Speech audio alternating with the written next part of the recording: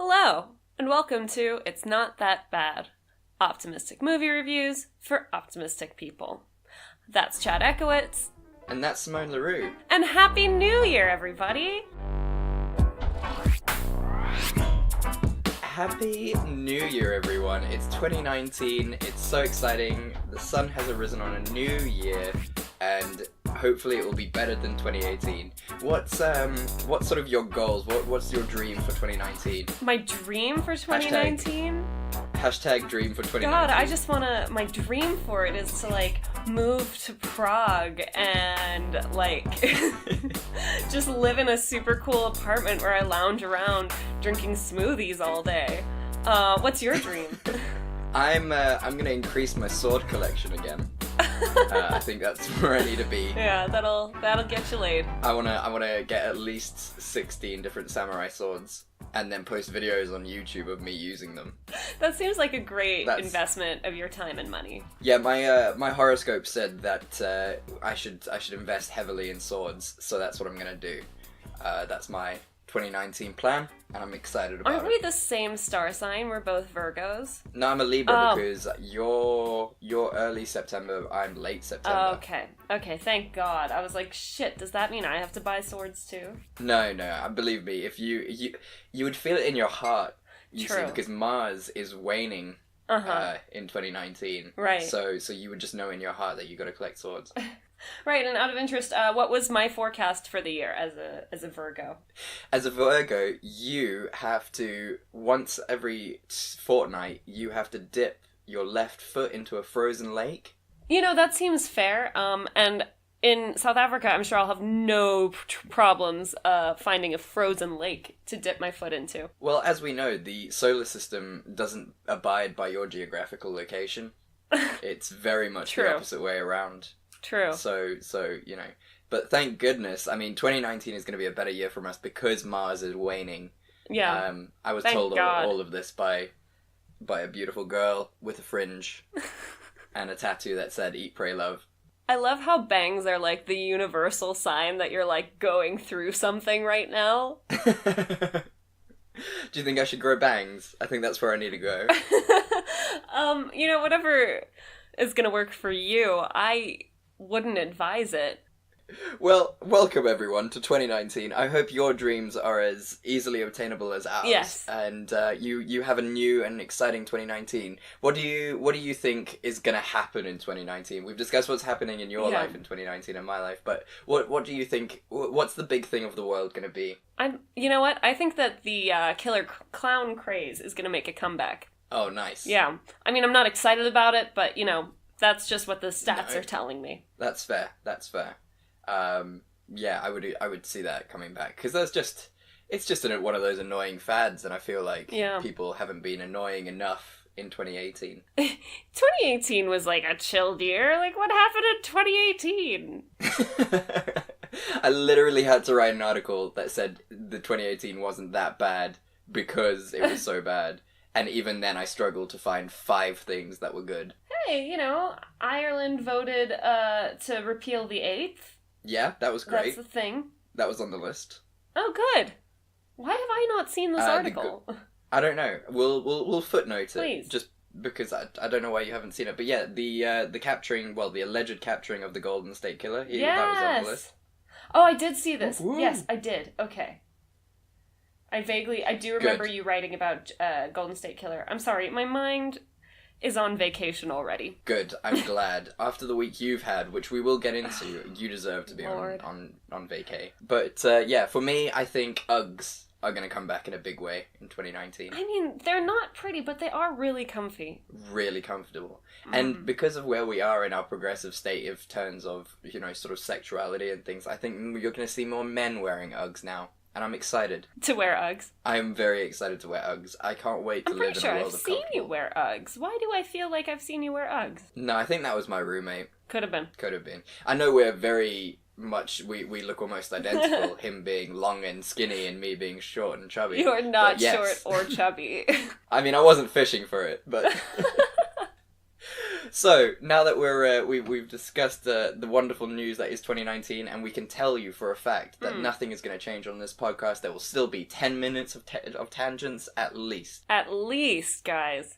And we'll continue to bring you 2 movies every week, which are atrocious. So get ready. And so for 2019, we're starting off in a good way. Correct. What are you doing this week, Simone? Oh, this week I thought, given it's New Year's, I would do the movie New Year's Eve, which everybody has forgotten. Woo-woo. It's a very forgettable movie, but we'll get into it. Yeah. And what are you doing? I am doing... I think I have a problem with Adam Sandler and the other guy, but I now pronounce you Chuck and Larry. I think let's start off on a high and just descend into madness. Cool. So, Simone, I know it's really early, but on the off chance, what are you drinking? I'm drinking water because I've got to get shit done today. I can't be messing around having wine at 11 o'clock in the morning. That being said, that's what you want to do this year. Yes. That's your 2019 goal. That is true. But not today, unfortunately. It's fine. It's the first week of 2019. You've got another 53 weeks to do it. I did think about like maybe pouring myself like a little bit of a screwdriver, but then I was like, Simone, don't do it. Like, don't go into the Christmas season this way. Yeah, exactly. Just to be clear on everyone, we are still recording this in 2018, but we just wanted to let you know because we're with the times. We're hip to the kids.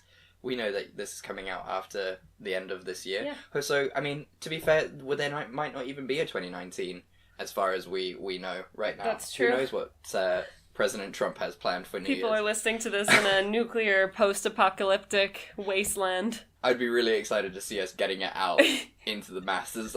Just fighting our way. Have you uploaded the episode yet? No, I've just eaten my dad. Jesus. But Oliver's okay. But Oliver's always going to be okay. Yeah. Oh, well, what are you drinking? Are you drinking anything exciting? No, I too am drinking water because I am driving my mother's car after the podcast, and so I need to be a responsible adult because it's not my car. So I feel like both of us are entering 2019 very, very sensibly. And I hope all the rest of you are too. You're probably so hungover from the amazing party that is New Year's that you don't want to drink. So this is our gift to you. Merry New Year. Merry New Year. That's how it goes, right? I believe so. Merry New Year. We're starting a fad. So Simone, who goes first then? Because this is a real bind. Can we just get your film out the way? Yes, I'm okay with that because it is upsetting in so many ways. So many. I would rather end on a high note with yours. So yeah, I agree with you there. Okay, so let's dive straight into a plot synopsis. So we open with Larry Valentine, played by Kevin James, who has a daughter and a son who is it hints at the fact that he's gay. Now, Larry lost his wife to cancer or something. It's not very much explained, but now he is all alone and sad, and he still misses and mourns the death of his wife. He finds out that he can't transfer his benefits over to his children because the year from when his wife died had elapsed, and so it is impossible for him to do so. But the lady at the policy place has given him a sneaky option that if he gets married, he would then be able to transfer the benefits. Now, Larry has his best friend, Chuck Levine, who is played by Adam Sandler, who is New York's slut fireman. He sleeps with tons of girls, he's very misogynistic, he has multiple orgies with mostly and scarily and surprisingly unacceptably Asian women. It's exclusively hot Asian ladies. Yes, including a surprise appearance from Tila Tequila. Which is insane as well, which is, yeah, okay. So, he is, so they're besties, and so they enter a fire that has been put out, and they're just doing a safety check when Adam Sandler almost dies and Kevin James protects him. And that's when Chuck, Adam Sandler's character, says, "Oh, you saved my life, I'll do anything for you." That's when Larry, Kevin James, has the bright idea to marry Chuck. So he devises a plan to get into a homosexual marriage, a domestic partnership, with Adam Sandler, and then transfer the benefits to benefit the kids. And because now Chuck owes Larry his life, he can't exactly say no. So reluctantly, even though Chuck is this huge slut and he doesn't want to, and he's very, very homophobic. He says that he'll do it. The first inspector comes around and he sees that something might be a bit iffy because there was this case in Georgia which had there was a fraud. It was a fraud. They got gay married fraudulently, and they got sent to jail for like 3 years. So the state of New York has come down hard on these guys for fraudulent marriages, which makes sense. And so the state hires Steve Buscemi, who's Clint Fitzer in this film, to inspect and be really creepy and go through the gentleman's the garbage to discover whether they are in fact gay or not. The movie has a lot of hijinks about being gay and, you know, how good it is to be gay and how bad it is to be gay, and, you know, it's just about being gay. And then we come to the ending. And then, of course, there is the sexy lawyer who helps out Kevin James and Adam Sandler. That is Jessica Biel. Fantastic. Also, big, long-time presence on this podcast, it would seem. Her name is Alex, and she and Chuck start to fall in love, but obviously Chuck, being gay in air quotes, can't actually fall in love with her. They have like sort of a romantic relationship, which she freaks out about, and sort of, you know, she eventually finds out that they were lying, but that's another thing. They go to the state hearing to prove that they are in fact gay, and they are about to prove that they were, for all intents and purposes, gay. And then Steve Buscemi asks them to kiss. They are almost about to kiss when the captain of the fire station comes in, Dan Aykroyd, and he blows their cover by telling the court or tribunal that they are not gay. They go to jail for like 20 seconds. The state prosecutor comes out and he's like, okay, the state of New York will strike you a deal because you've become a gay icon. If you do a sort of gay poster, we'll let you free. And that's it. The movie ends, and Alex and Chuck get together. Kevin finds Larry, played by Kevin James, finds someone else at the wedding of two of the other characters, and hey ho, everyone's happy. The fact that they lied about being gay is completely forgotten and forgiven, and as always, Adam Sandler just lives a happy life. Yep. It's... Hold on, I've got a list. Hold on, I want to get my list. Give me 1 second. Okay. Would you like to know the total number of fat jokes told in this film? Tell me. 21. Wow. Okay. Would you like to know how many times they said the word faggot? Tell me again. 8 times. That's 8 more times than they should, but sure. Yeah, and it's about 19 more fat jokes than they should have, because that is lazy comedy. I mean... Poor Kevin James. He really does take a lot of shit. He really does. I mean, if you've ever watched Grown Ups or Grown Ups 2, it's essentially just an hour and a half of fat jokes on him. Yeah. So I do feel for him. So tell me, what are your thoughts, please? I mean, it's really impressive to make a movie that manages to insult so many different groups of people, while it's trying to presumably be progressive? Yeah. It walks a very thin line. Having fucking Adam Sandler, playing this disgusting, super sexist character, and then having him turn around and preach about tolerance and respect when, like, he can't even show basic fucking respect to a woman is just upsetting. It's the scene with Dr. Honey is... The opening scene. It's fucking outrageous. I mean, I think that's like 10 minutes into the film, and he insults a doctor. He's like, hey, honey, and she's like, it's doctor, and he's like, yeah, Dr. Honey. And then, like, he insults her and shit, and then all his fireman buddies are like, Mrr. They don't even make intelligent words when she tries to leave the room. They just literally just go, Mrr. Like fucking animals. And then the worst part is, because Adam Sandler wrote this fucking movie, the doctor still sleeps with him. But not only her, bless her. She's not the only sort of victim in this. Let's talk about 2 minutes and 14 seconds into this movie with the sisters, which is the opening fucking scene of this film. First of all, are we still doing faux lesbian kisses? are we still, like, is this still a sexy thing that men like? No. I mean, I did write an article on this, and I will sort of put it on the footnotes as well, because I'm shamelessly plugging right now. But it is incest. Yeah. They are sisters. They are twins. And they're still, like, really up for it. Also, he tells them to say the words, "Oh, Chuck, butter my biscuit." Which... What the fuck? At no point in my life have I ever thought to say that. And maybe I No. just don't leave that kind of adventurous lifestyle. Yeah, believe me, this is not kink shaming. If you feel that your vaginas are doughy, baked goods, that's on you. And God bless you, and I'm sure you'll find the Muffin Man, and he will take you to Drury Lane. And here's the thing, like, I'm willing to give Adam Sandler kind of the benefit of the doubt for that scene, because maybe what he was trying to do was show how okay we are as a society with, like, lesbian relationships, provided that they meet certain conventional levels of attractiveness, and how much we sexualize those compared to how we as a society treat gay relationships, like, between two men. And maybe he was trying to highlight that in a comedic way. I like the fact that you found some positive from that.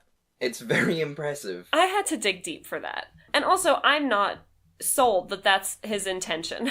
No, it's definitely not. Like, so he's okay with gay men, but not, like, super okay with gay men, you know? Yeah, exactly. Shall we speak about the racism? Yeah, let's talk about the racism. Because you can't have an Adam Sandler film about being gay without severe racism. Yeah, I mean, you know, you've already managed to insult gay people and women, so why fat and fat people, so why not just throw some casual racism in there too? So they go to Canada. For those of you who haven't seen the movie, and God bless you for not seeing this, don't ruin your 2019 by going and watching this film. They go to Canada to officially get married, to try and prove further that they are in fact gay. And the chapel owner is played by Rob Schneider. Of course it's Rob Schneider. There it is. He's also, just want to add to this, he's uncredited in this film. Oh. I mean, I think it goes without saying that he's gonna be in an Adam Sandler film, so they're like, oh, we don't even need to. I would love Rob Schneider to be like, actually, Adam, this is a little bit too racist even for me. Yeah. So I don't want to be named in this, if you don't mind, if that's okay. I thought that after, you know, Breakfast at Tiffany's has that really horrendous Asian caricature that, like, it won an Oscar at the time or some sort of acting award at the time, but now we all know that it's really fucked up and wrong on so many levels. And I thought we were done with it, but apparently it just inspired Adam Sandler. Yeah. Rob Schneider is the Asian minister at the Canadian marriage ceremony. And he speaks like this. He has the typical sort of stereotypical Asian eye. He says hi a lot. It's properly upsetting and offensive. Yeah. I don't know how the Asian community didn't fucking take Adam Sandler down for this. I imagine they did, but, you know, he's Adam Sandler and nobody cares. That's true. I mean, I think the end of this movie is how Adam Sandler actually genuinely sees life. And it's just so very unapologetically white. Yeah. In the fact that these men fraudulently duped the city of New York and were let off on a slap on the wrist if they did a gay calendar. If that is not what we can describe as white privilege, I do not know what is. Because also I can completely see that happening. Yeah. I also... Can we just talk about the fact that he and Kevin James do not want to kiss? Yeah. It's like, are we still doing that? Like, are we still at this place in masculinity where two grown-ass men can't share a quick kiss without, like, losing everything that makes them feel like a man? I think if your masculinity is that fragile, it was never there to start with. Like, those scenes are just so frustrating because they're like, they really try to like build up the tension before they kiss, and you're just like, oh, for fuck's sakes.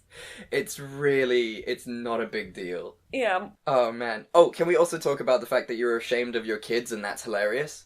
Yes. Yeah, that's always fun, being ashamed of your gay son, although that is a bit of a character arc, where, like, by the end, and somehow through Adam Sandler's influence, Kevin James is, like, really proud of his son, even though he should have been all along. But, I get sometimes some parents were raised in a specific way and they have trouble coming to terms with those things.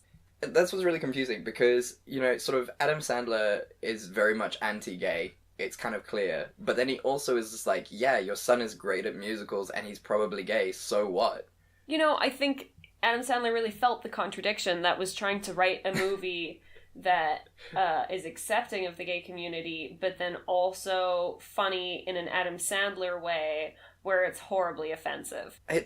Yeah. This movie is just non-stop problematic. There's a few good bits, but before we move on to the good bits, because we have to be true to this podcast, especially in 2019, I want to talk about Alex, played by Jessica Biel, and the fact that she is actually fucking evil. Interesting. Explain. So, first of all, she is also homophobic in this film. She pretends she's not, but without even asking Chuck if he enjoys going shopping, he refers to her him as a girl. Yeah. She immediately forces him to go shopping, even though not all gay guys. That is a stereotype. Yeah. Everyone listening, that is a stereotype that all gay guys like shopping. That is not true. Yeah. Don't force your gay friends to just go shopping because they're gay. So she is falling into stereotypes. So she herself is actually a little bit homophobic in that respect. She also forces him to give her foot rubs, and she fat shames Kevin James. Yeah, I actually can 100% get behind that. Like,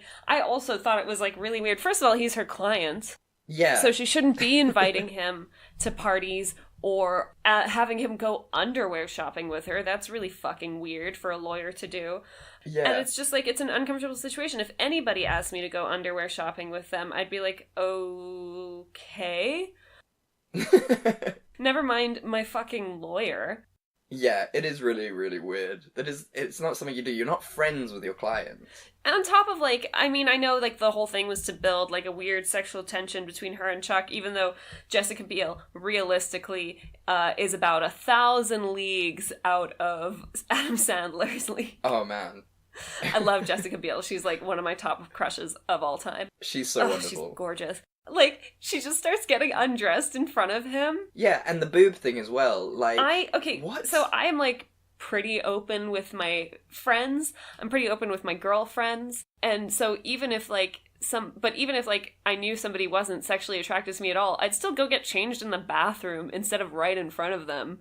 That's just common decency. Yeah, and then she's also like the fat shaming, which is like, oh, so you're a chubby chaser. What is it that makes you love fat people so much? It's like, wow. It also implies that the only way that you could be romantically interested in a fat person is like because you're weirdly like fetishizing the fact that they're fat instead of like maybe you're just in love with who they are as a person and their appearance doesn't matter to you in any way. Yeah, exactly. And, like, he doesn't defend that fact at all. But that would be far too much sort of actual decent dialogue for Adam Sandler to write. So that's fair. So what did you enjoy about this film, Simone? I laughed at one joke. Same. I wonder if it's the same joke. It was the one where they were talking about getting married, and Adam Sandler was like, fine, I'll marry you, but it can't be with a Catholic priest. My mom will be so mad. And Kevin James is like, no, like, I'm not gonna get married with a rabbi, and Adam Sandler's like, fine, just wear a yarmulke. And, like, that's a little funny. Yeah, I like that. That was a good joke. I think for me it was the captain who was just like, if you two are gay, then I'm something, and I did like a little, ha, okay, that's funny. Yeah. Yeah, there are one or two good one-liners, but overall, not funny. I liked the fact that Steve Buscemi was in this. Yes. What I don't like is that he's the bad guy in this. He is actually the good guy. Yeah, he's just doing his job, and they are busy committing fraud. Yeah, like, they're evil, and he's the good guy. Like, this is why we have these checks in place. And yeah, he's a bit skeezy, but I mean, that's just unfortunately Steve Buscemi now. He's just a skeezy-looking dude. But he's very and that's nice. just unfortunate. Yeah, he plays, like, football, not football, he plays basketball with the kids. Yeah. Like, he's just a weird dude. Yeah. Yeah.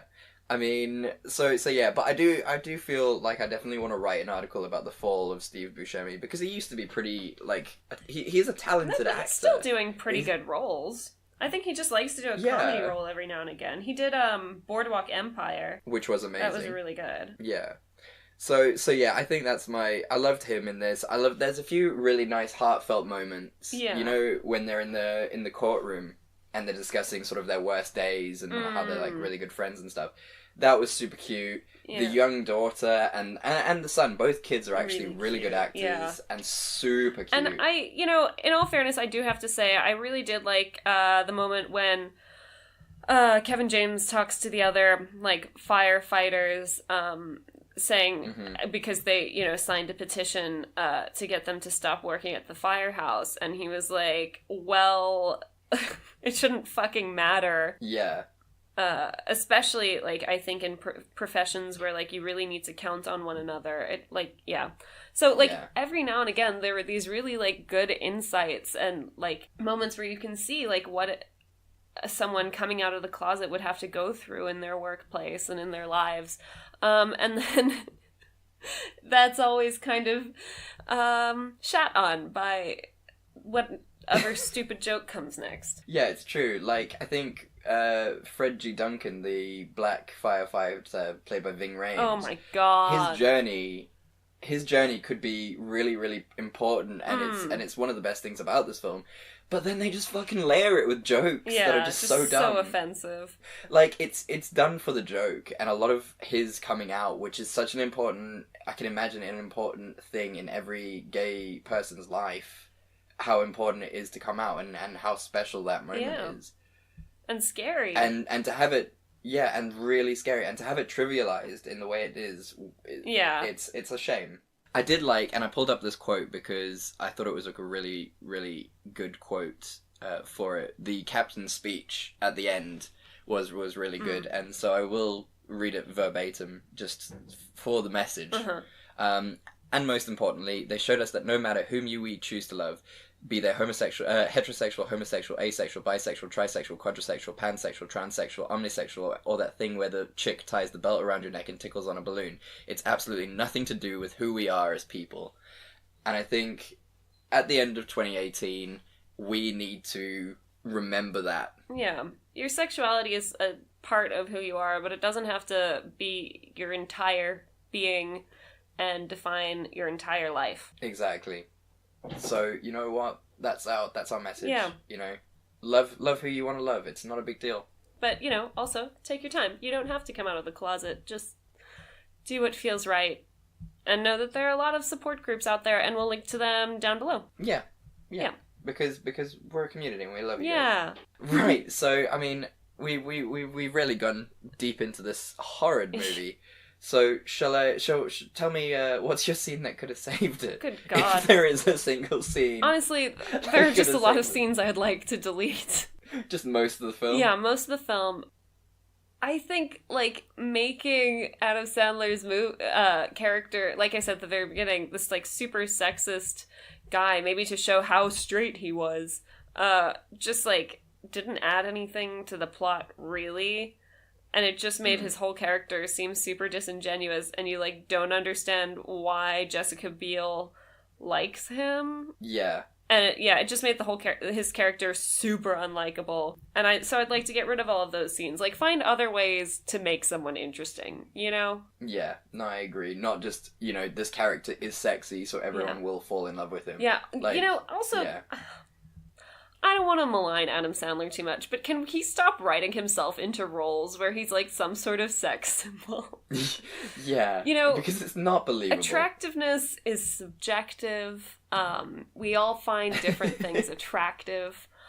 He's not a bad looking guy. He's just not the level to which he writes himself into his own movies. Yeah, exactly. I mean, I think there was a golden point during, like, 50 First Dates where they played on sort of the shape of his egghead. Yeah. And that's a good bit because he's cute and lovable. That's where he lives. Yeah, that's his lane. He's not a Hemsworth. No, he's not. And what I loved about that as well is with the Mr. February thing, him being a calendar guy, they like airbrushed abs in, but then throughout the film it's very clear that he doesn't have abs. Of course not. Like, he didn't even have to lose weight for the role. Why would Adam Sandler work super hard if he's just gonna play the same character that he plays in all of his other movies? Yeah. And you know what? You may think we're dogging on Adam Sandler pretty hard, but I invite him onto this podcast to defend himself. Look, I wish him all the best. I just think he makes very poor decisions, and he doesn't actually care about gay people. No, definitely not. And I think that ties into my scene that could have saved it, is that I think, lean super hard on him being like this sexist pig, but also lean super hard on him being really, really inclusive. Make him sort of this very sexual being who doesn't care what sexuality you are or anything. Yeah. So make Kevin James the one who's a bit homophobic, and it's kind of clear, like, with his relationship with his son, that he's a bit homophobic and everything. That would have made so really more sense. push Kevin James as, like, the homophobe. Push Adam Sandler as the super sexually being like, sleep with who you want to be sleeping with. So he's super into it. He's like, yes, I'll help you out. Let's be gay together. And he sort of teaches Kevin James to be more accepting of homosexuality throughout the film. And I think that would have been a really nice story arc. Yeah. Especially with Kevin James' whole thing having lost, like, his wife. It would have been interesting to see that character, like, kind of go through a thing where he's like, I am allowed to have, like, sexual needs, and I am allowed to try and, like, date again, after my wife, and, that would have been way more interesting. Exactly, and then you have, like, a scene at the end where he finally, like, accepts his son for who he is. It would have been really beautiful. It would have been nice. But no, we got what we got. Right, so, bad director, bad film. Tell me. Dennis Dugan. So as you can probably assume with this guy, he is involved heavily with your boy Adam Sandler. Of course. So he's got Grown Ups 2, Jack and Jill, Just Go With It, Grown Ups, You Don't Mess With the Zohan, I Now Pronounce You Chuck and Larry, The Benchwarmers, Hope and Faith, Carol's Christmas, Method in Red, NYPD Blue, The Mullets, Screwball Homicide, National Security, Saving Silverman, Shasta McNasty. I don't even know, but I'm not going to go on. But because you kind of guess where we're going with this, and seeing as we've done Jack and Jill, so we know about this guy, you know that he's not good. He's fallen into the trap of relying on your boy Adam Sandler for money. Never a good place to be. No. I think Adam Sandler is a very much Godfather character to these guys.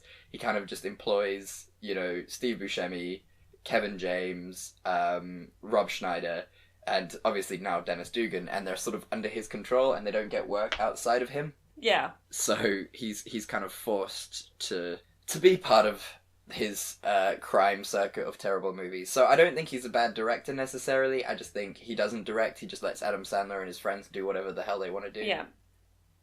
Yeah. I agree. So yeah. I mean, best of luck to him, and I really hope that he can get out.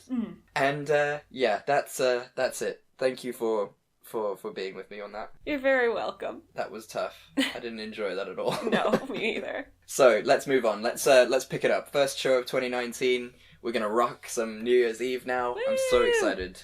Okay. Whoop, whoop. So, after Love Actually came out, which is one of the best Christmas movies of all time. Yes. One of the things that made Love Actually so good was the wonderful British humor that filled the movie.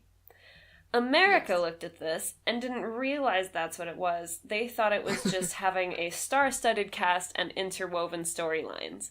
So they did that. They did that by making the movie Valentine's Day, and now they've done it again by making the movie New Year's Eve. What this means is that there are a lot of characters and a lot of plot lines, and so this synopsis is not going to be great, but I'm going to try.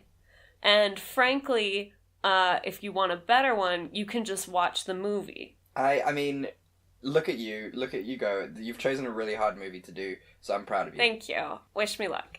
Good luck. Okay, so the first storyline follows Ingrid, played by my favorite, Michelle Pfeiffer, and Paul, played by Zac Efron.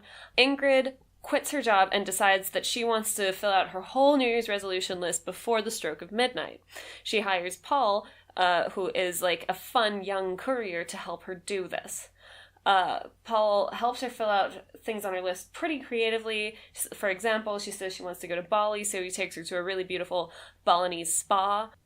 A good time is had. At one point, she's really mad at him because he calls her pathetic, which is really rude, but they come around, and she ends up, I think... Oh, he kisses her at midnight, but it's just like a fun platonic thing, and then they end up going to this party together. So that's one plot line. That's one plot line.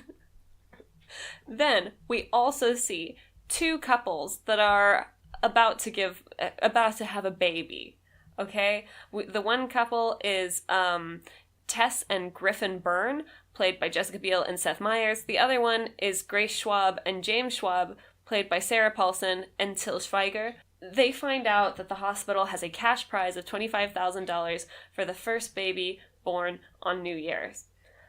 The couples decide to compete. They go back and forth. There are a lot of doctors and nurses in the story. My favorite is Carla Gugino playing the spiritual Dr. Morissette. She's perfect, as her. always. She's flawless in everything she does. So wonderful. Also, hey, Jessica Biel in both movies this episode. I know. Good on her. Long time fan of the podcast. Thanks, Jessica. Basically, they go back and forth. Hilarity ensues as they try to induce so that they can have their baby first, but not too soon before midnight. In the end, though, even though Jessica Biel's character ends up having the baby first, they decide to give the money to the other couple because they have more kids and presumably need it more, and also it's the spirit of New Year's, which I didn't know was a thing. Yeah, that's a huge thing. Everyone knows that on New Year's you are super nice to people, and it's a thing. Yeah, absolutely. Okay, then... That's why we say Merry New Year's. Merry New Year's. Because we want everyone to be merry. And in the New Year's spirit. Okay, then we have... So that's two. We have Laura, who has a very stressful job as a head chef at a catering company. She's catering a massive end-of-year party.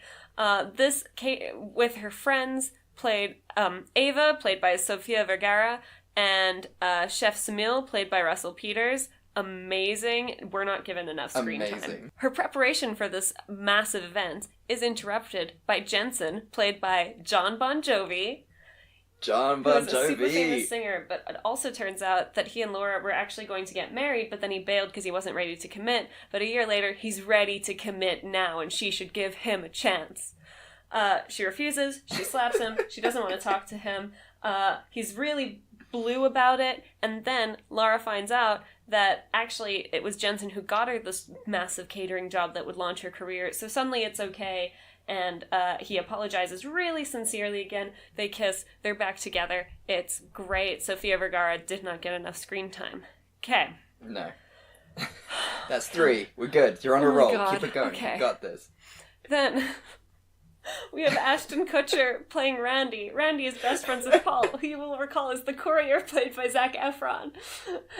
Randy hates New Year's Eve and everything it stands for. He walks around in his gross pajamas pulling down New Year's Eve decorations because he's an angry hipster. Fortunately, he gets stuck in a lift with Elise, played by Lea Michele. And they talk, they have a bit of a thing, but then the elevator starts up before they can kiss. Oh no! He follows Elise to her gig, playing a backup singer for Jensen, and then they kiss later, and it's really cute, and now they're in love, and he believes in the magic of New Year's, the New Year's spirit. The magic of New Year's. And Elise is allowed to sing the first song on New Year's. She sings Auld Lang Syne, and that's a really good moment for her career. Yeah, which is nice. So that's 4 down. You've got another 16 to go. You got this. Okay. The next storyline one follows Haley, played by Abigail Breslin. She really wants to hang out with her friends in Times Square to watch the ball drop, but her mother, Kim, played by Sarah Jessica Parker, won't let her. Haley goes anyway. She runs off. Kim spends the whole night chasing after her. By the time Haley finds the guy that she wants to kiss at midnight, he's already kissing someone else at midnight, but luckily her mom, who's been spending all night looking for her, finds her, and they hug, and they have a fight, and she tells her mom basically that she needs to get laid, and she's no fun, even though, like, what would a 15-year-old know about that? But anyway. And then Sarah Jessica Parker runs off to find a guy that she'd met on New Year's the last year, but didn't give a chance because she has a daughter that she's really worried about. She realized she doesn't need to be worried about her shit of a daughter. Runs off, find this guy, they kiss. We'll find out more about him later. Okay. You've got this. Okay. Then, the other guy that she kisses is Sam, played by Josh Duhamel. He starts off the episode by attending his friend's wedding, and then he needs to get back into New York because he needs to go to this fancy party, the same one that Laura is catering for, the same one that Zac Efron and Michelle Pfeiffer end up at the end of the night. That party is actually run by his mother. He needs to get back to the party, and he's still wondering whether he should meet up with the lady that he met last year at New Year's at midnight this year. Ultimately, he gets to the party, he's sick of his life as wealth and excess and women throwing themselves at him, so he wants something real. So he runs off, he and Sarah Jessica Parker meet at midnight, they kiss. Next story. One of the other storylines follows Hilary Swank playing Claire Morgan. Claire Morgan is the vice president of the Times Square Association, I think. Times Square Alliance? Times Square Alliance. Yeah, Times Square Alliance, yeah. She and her best friend Brendan, played by Ludacris, are in charge of organizing the ball drop at midnight. There are a bunch of shenanigans. The ball isn't going, but then they get in a repair guy, and it works. And she makes a beautiful impassioned speech about the New Year's spirit. Again, we just learned about it too, but now we know what it is. Once everything is sorted out with the ball drop, she goes to visit her father.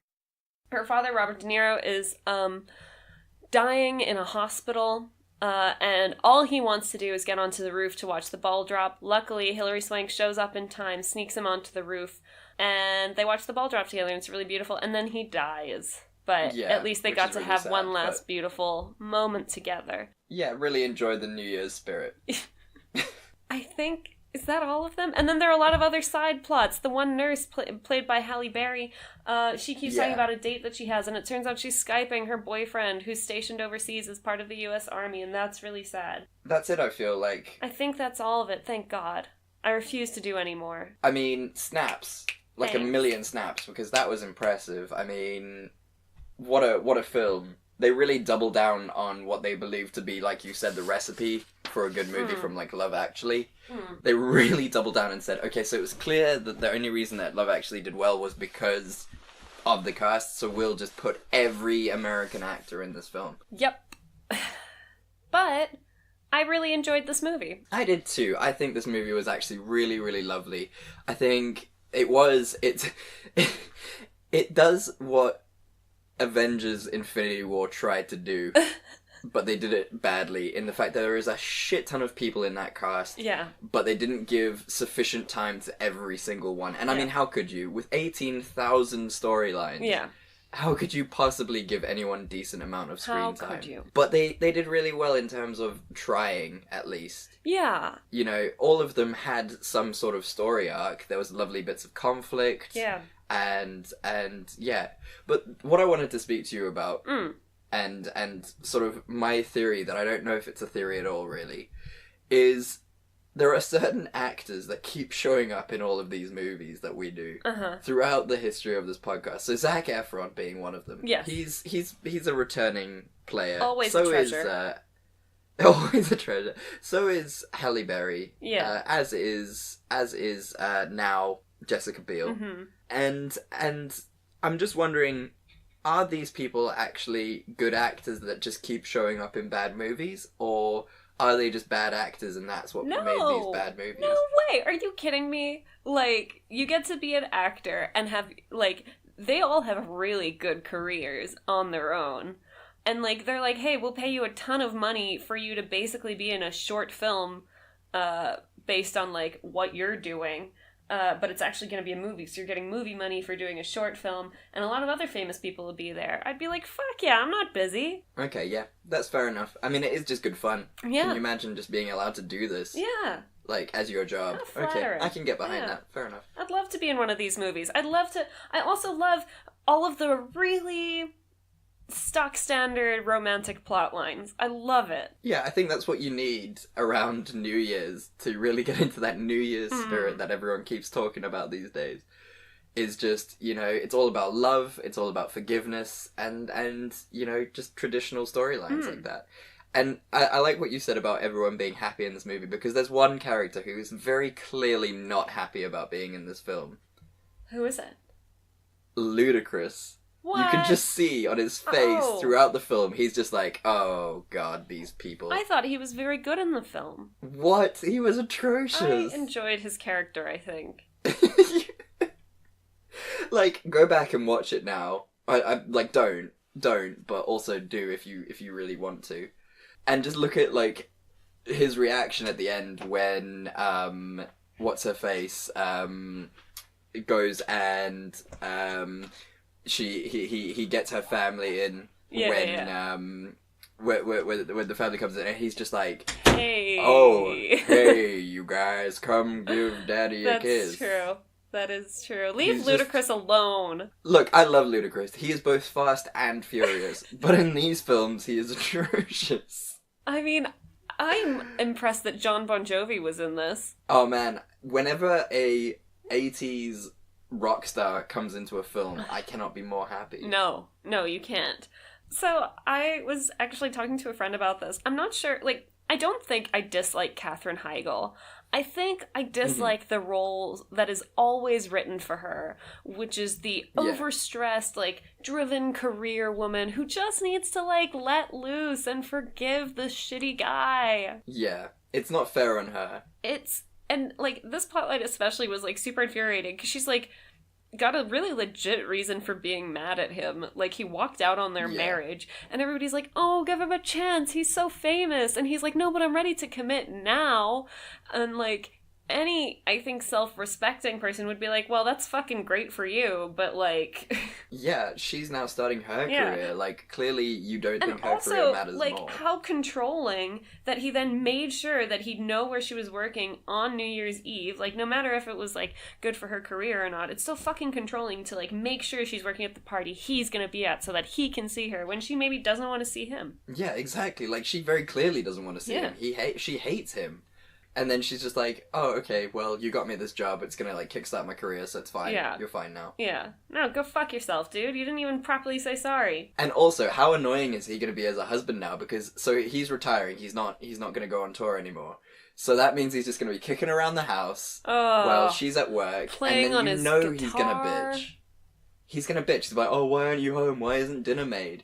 It's like, dude, I'm out fucking in New York. Like, what do you expect? Yeah, I do not see that one lasting super long. No, that's, by, I would say April, they're over, I reckon. Ashton Kutcher's character was the worst. I don't care if they tried to make him likable later, or like, oh, he, like, learned his lesson and this girl finally, you know, snapped him out of it. Like, no. If he was a shitty human being a couple hours ago, he's gonna revert right back to that. Look, he is very self-centered, but he did just go through a breakup, like, so... You know, I Look, it's that's just even been more Christmas. of a reason to not date someone. Yeah, that's a good point. Like, wow, like, you're gonna be this salty if we have a fight? Screw you, man. Yeah, she like, that is very Stockholm Syndrome. They're trapped in an elevator for, you know, however long they were in the elevator, a day, half a day, and she, like, madly falls in love with him. No, like, how easily does she fall in love? Like, I think there's a sort of an unspoken rule in New York that you just do not speak to your neighbors because, you know, chances are there are going to be a mass murderer, so you just don't get to know them. Oh, and he's like, oh, you're the new girl in 5B. What? Yeah. Weird. But, yeah, okay, fine. She's great. I think her and Jack Black obviously have clauses in their contracts when they sign up to movies that they have to sing. I mean, why have Lea Michele in a movie if you're not gonna have her sing? I mean, Zac Efron. I'm just saying. He did sing a little bit, actually. When? At one Tell point when me he's the time. opening up the doors of the spa for Michelle Pfeiffer, he like sings like a little bit. Like it's under his breath and stuff, but he's still singing. You know what? I will give you props for that. Thank you. For remembering that. I'm proud of you. Thank you. That's amazing. I liked him in this film, actually. I was very fond of him. I always am, though. I think he does a nice, charming, cocky character very well. I think he's a very sort of nice guy, just in general. Like, you know, I liked him in the HSM universe. And sort of everything that he's kind of done that I've seen him in. You know, I watched The Greatest Showman the other day. I actually really enjoyed him in that. It's so good. It's so good. I mean, I understand that it is problematic because what's-his-face Barnum wasn't a nice guy. Yeah, no. And the movie tries to paint him as this, like, hero and savior, and he was not. No. But, good film. Still a really good film. Yeah, like, you just have to pretend it's not about P.T. Barnum. Yeah. Yeah, it's Hugh Jackman as a guy who unfortunately is called P.T. Barnum. Yeah, exactly. I have to say with Zac Efron is I'm really excited to see him as Ted Bundy for that reason, because he's such like a likable, charming dude. And I think he'll really capture like why Ted Bundy was so scary. Was like he was so charming with these women and then he wasn't. Yeah. Yeah. No, I think that's going to be an excellent film. I think they've chosen a really good cast for that. Fucking knowing what I know about Ted Bundy, even now, if Zac Efron walked up to me and was like, "Oh, I've got a broken arm. Could you help me get stuff to my car?" I'd be like, "Oh my god, yeah. Look at you. Look at your beautiful eyes." Do you need me to come into your house as well? Yeah. Okay? Just Shall we talk about the pregnancy segment? I thought it was kind of cute. Like at some points it's pretty cringy where they're like, "Oh, it's on." And it's like, you can just be happy for each other that you're, like, experiencing motherhood or fucking whatever. Well, that's what I really enjoyed about it as well, because, you know, the German guy's wife, he's so good because he's so fucking in it, and she doesn't know what the shit is going on. Like, he hasn't explained this to her. No. She's just kind of standing there. She's just like, what? She's like, I'm just trying to give birth to a human being. Yeah, and he's just like I loved it in the beginning when she tells the Seth Meyers couple like that, you know, there's the Seth Meyers Ally McBeal couple that, you know, there's 25 grand in it, and the German husband's just like, "Oh, but after taxes, you know, it's not going to be worth it," and all that, just trying to get her to shut up, and she's like, "No, but it's going to be amazing, and I'm really excited." I do love it because that is the kind of thing, like that's the exact reaction I would have if I heard people talking about that. I'd be like, I'm gonna win that fucking money. Yeah, absolutely. And I mean, it's a lovely sort of comic relief from the rest of it. It was a really cute storyline. I love that the German guy, he has a charm school and it's called Prince of Charming.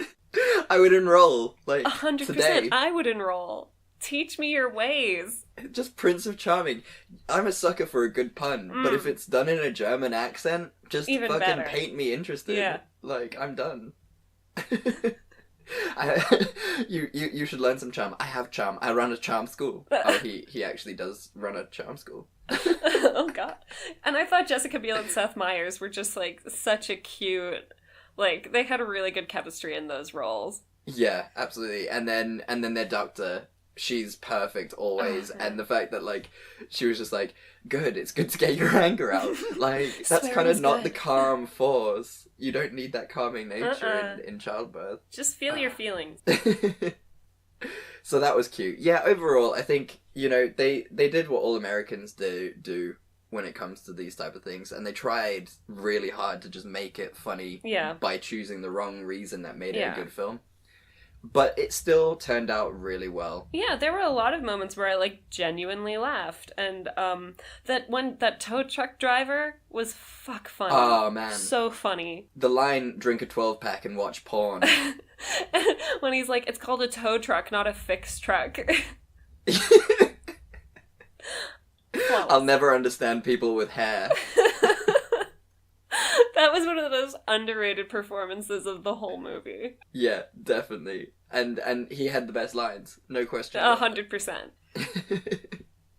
So, let's swiftly move on. Yeah. Tell me, what's the scene that could have saved it? Oh man, there were so many scenes. So many, let's add more scenes to the film that already has so many scenes. I think one of the things that, like, I really liked was when Abigail Breslin, like, sees that other dude, the dude that she wanted to kiss at midnight, kissing someone else. She turns around and her mom is, like, right there. And if you think about it, with that plot line, she basically spent, like, 5 hours running around New York trying to fucking find her friends.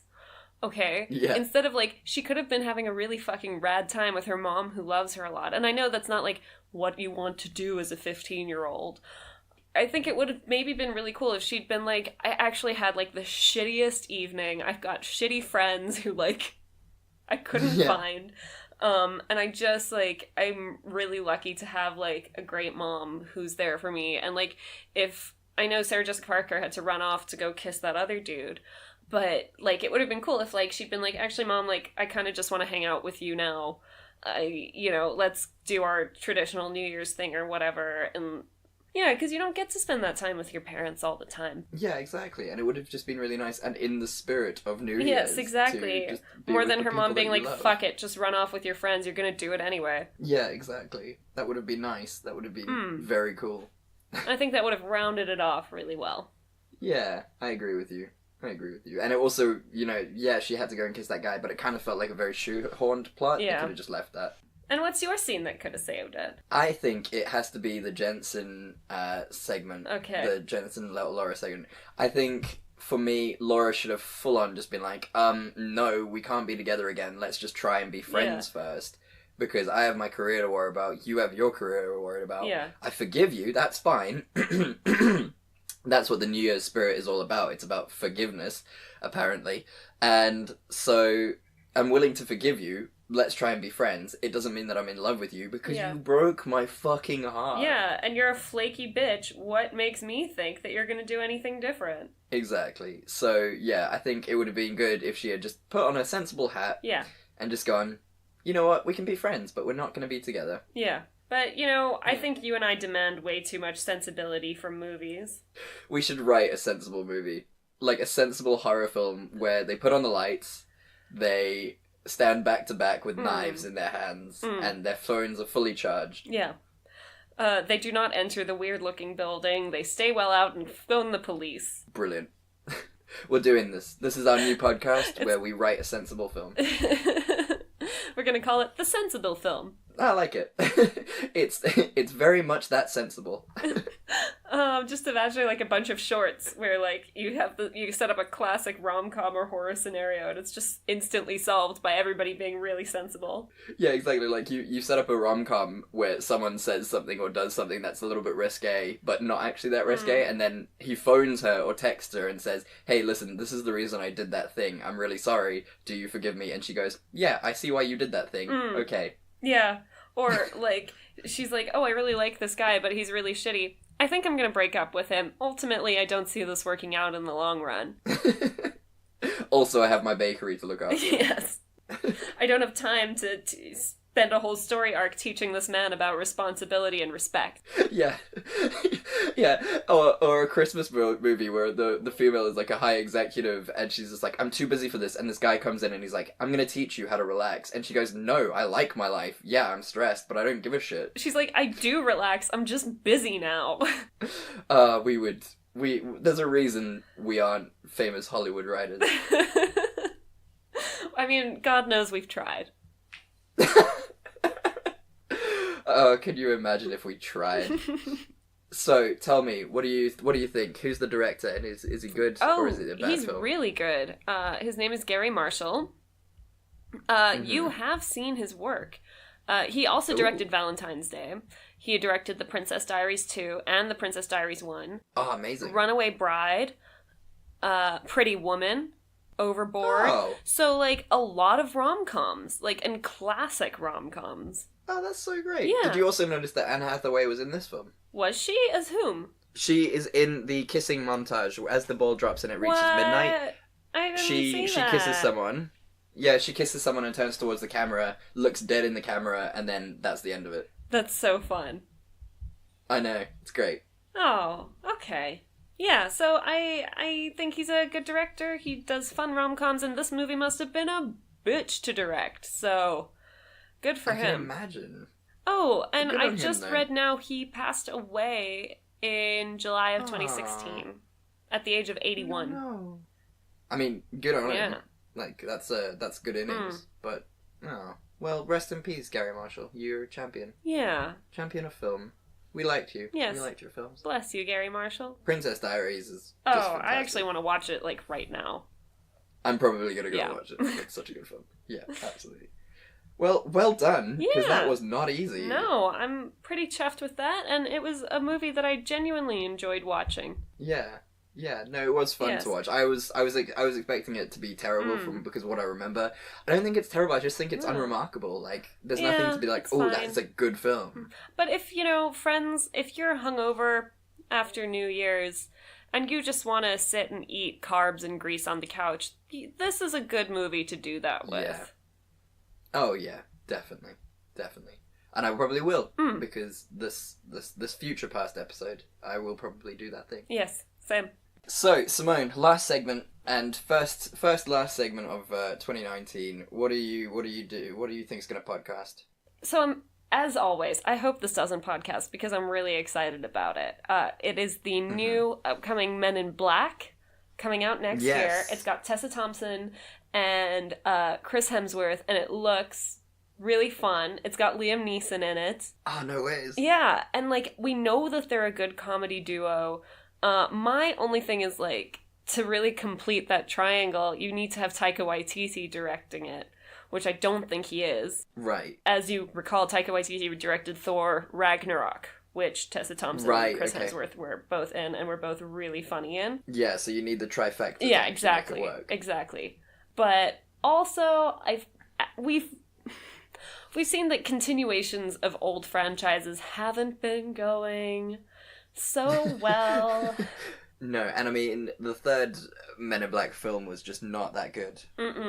We should actually do some more Men in Blacks. We should definitely. But that's a hint at a future episode, I think. Yeah. But I'm excited to watch this movie. I probably will, and I'll probably get some good laughs out of it.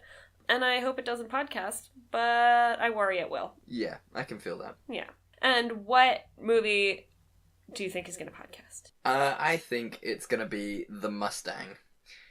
So this is a trailer that I've just seen, and it's basically, it looks like a criminal who's been in prison for a crime, obviously, and he's sort of trying to rehabilitate, and he sees these wild horses. There seems to be a program at their prison for some reason where the prisoners can try and break wild horses, and clearly it's a metaphor for prisoners. Yeah. So, obviously prisoners don't have their freedom, but these horses do, so they're kind of swapping it out, and there's this really mean horse, and the main protagonist is gonna make it tame. So it just looks like it's gonna be a really shitty allegory, and it's just gonna be really typical of that kind of film. And I think it's gonna podcast because it's gonna be another in a long line of films that are just like, ugh, we get the message. Yeah. Also, I hate horses, but that's another thing. So yeah, I think that is going to podcast. And I mean, yeah, I don't want it to, but we're out of a job if it doesn't. Are we out of a job? This is one our movie. job. This is how I don't know how you get your income, Simone, but I purely rely on this podcast that But doesn't we don't bring make any money in. We don't make money off this. So where are you living? I'm doing this from a box, actually. That's why the acoustics are so good. Because it's just a cardboard box on the street. That's fun for you. I know, it's great. It's a good way to live. I mean, I'm with happy. rent prices in the UK at the moment. Oh man, you have no idea. I mean, I'm paying £21,000 for this box. It has Wi-Fi, I mean. Yeah, I mean, that's all it has. So we've done it again, Simone. We've completed yet another podcast with all the trials, with all the tribulations. This is the new year, and I'm so excited. And you know what? I have to say this to you, Simone. Merry New Year. Merry New Year, Chad. I hope you are filled with the New Year spirit. I am. Whatever that is, the 16 different stories that tell us what it is. I hope you have an opposite to ludicrous year. Oh, thank you, I think. It's both the adjective and the actor. Well, I'd like to have a ludicrous year in that people are like, wow, it's ludicrous how well she did. Yeah. Yeah, but I would never say that as well because I know you're going to do well because I believe in you as a friend, so it's not going to be ludicrous to me. It's going to be completely fathomable. And I'm going to get on with my knife collection, my sword collection, and that's going to be ludicrous. So, Simone, what are you doing next week? I am going to do the movie in 2008 that rode right on the heels of Sin City, but just missed the mark, The Spirit. I don't know that film, so I'm excited. Yeah, there's a reason. I've never heard of it. I don't know what it's about. I'm really excited about this. So, The Spirit from 2008. What are you going to do? I was inspired by something that was said in this podcast about Americans doing bad things to British films. Oh, God. And that immediately made me think of Death at a Funeral. This means I'll have to watch the British one and then watch the American one. Is that correct? I mean, yes, I would prefer you to do that. Right. And I appreciate if you do that, but if you don't, I'm not fussed. Fair enough. Yes, do that then. I mean, I'm probably going to watch both, but probably in the opposite order, so I'll watch the American one and then the British one just to make my life a bit better. Right. But, yeah, just as clarification for everyone listening to the podcast, it's the American one, not the British one. The British one is really, really good. The American one is atrocious. It's with Kevin Hart. Okay, Death at a Funeral and The Spirit. This is going to be an exciting episode. It sure is. So, Simone, how was your week? What's going on in your life? Oh, it was a busy week. Things slowed down at work, fortunately, because unfortunately Rudy had a bit of an accident on his scooter. He is in one piece, but he's pretty banged up as well. So I got to do his job for a couple days, and it's really hard. Something you never wanted to do. No. But that's love, is doing that for him. Exactly. I think that's a lovely thing to do. Yeah. It's been a long week, but we have grown closer, and he is recovering well. And I am really excited to nap at some point today. I hope you do get to nap. Thank you. It sounds like you've got a really heavy day today, so I really do hope you get a bit of a nap in there. And how are you? I'm good. Yeah, I did some temp work this week of just writing data into a computer, so that was really boring. Someone's got to do it. But someone's got to do it, and they paid me relatively handsomely for it, so I decided to buy myself a collector's item of Stan Lee with an infinity gauntlet. It's my Christmas present from me to me. So my week has been really, really boring, unfortunately, so there's not much I can say about that. I did, however, watch the Christmas special of Sabrina, which blew my fucking mind. I love it so much. So good. And I finished Hill House, which made me sad and happy. So yeah, it's been a good week in terms of TV. Oh, that is something I was supposed to mention at the top, a corrections corner that I completely forgot about. So I'll do it now. Okay. One of our very loyal and lovely listeners, mentioned that, it was a bit unfair of us to not have mentioned, had to have not seen the original Ghostbusters and then try and compare it. Which I agree with. Sure. It's a fair enough comment. So I went and I watched the original Ghostbusters, and pretty much everything we said was correct. Oh. It's just, it's essentially Anchorman, but funnier. In the fact that it's just four dudes doing their thing, there's jokes, it's kind of the same thing, but instead of women, it's with men. So, really, we didn't have to spend those hours watching it. I'm glad I did. It's a funny film. But there is literally, I see no difference between the new Ghostbusters and the old Ghostbusters. I think it is fair for people to criticize us for not having watched the original one. But do remember, watching 2 movies a week when you work full-time and also, work on a website and, do a bunch of other stuff, and Chad is studying part-time, is really hard. And adding more movies to that, I know it sounds like I'm bitching about something that I've entirely chosen to do, and I'm not. But, it does take time, and sometimes there's more homework than we can do, and we're sorry. Yeah, we are sorry, but we will always try and rectify it. Yes. We're not just gonna be like, well, that's your problem, not an us problem. Yeah. So sorry we did not watch the Ghostbusters. It was a mistake on our parts. But it has been rectified, so don't worry about it. You're good. Thank you, lovely listener. You're the best. Yes. So, Simone, where can the people find you? People can follow me on Instagram at simone.le.rux. They can read my articles on Fortune Flint. They can follow the podcast at It's Not That Bad 1 on Facebook and Twitter, and It's Not That Bad Podcast on Instagram. They can also email us at itsnotthatbadpodcast@gmail.com. Exciting, yes. So please do email any suggestions, any films that you would like us to review, anything like that. We'd be really excited to see what you have to say. You can find me on Instagram and Twitter at chatsby1993, so that's CHADSBY 1993. You can also find me on Fortune Flint for our articles, short stories, and poetry.